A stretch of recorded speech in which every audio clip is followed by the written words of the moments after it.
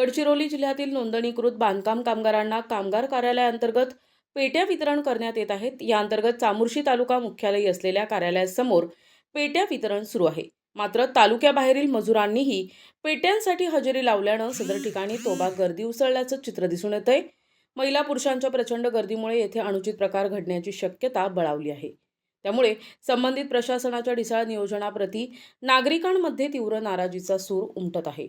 असंघटित क्षेत्रातील बांधकाम कामगारांना शासनाच्या योजनेअंतर्गत विविध योजनांचा लाभ देण्यात येत आहे। या अंतर्गत नोंदणीकृत कामगारांना चामोर्शी येथील सेलिब्रेशन हॉल स्थित कामगार कार्यालयात पेट्यांचं वितरण करण्यात येत आहे। मागील 2 दिवसांपासून पेट्यांसाठी सदर ठिकाणी हजारोंच्या संख्येत महिला पुरुष मजुरांनी पेट्यांसाठी गर्दी केली आहे। सदर कार्यालय गडचिरोली राष्ट्रीय महामार्गावर असल्यानं या मार्गावर नागरिकांची प्रचंड गर्दी दिसून येत आहे। त्यामुळे अनुचित प्रकार घडण्याची चिन्ह बळावली आहेत। शुक्रवारी हजारोंच्या संख्येनं कामगारांनी चामोर्शी येथील कार्यालयासमोर पेट्यांसाठी गर्दी केल्याचं निदर्शनास आलं।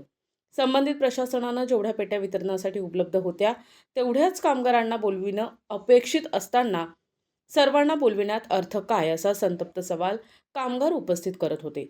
सोशल मीडियावरही यावर उलटसुलट प्रतिक्रिया उमटल्या।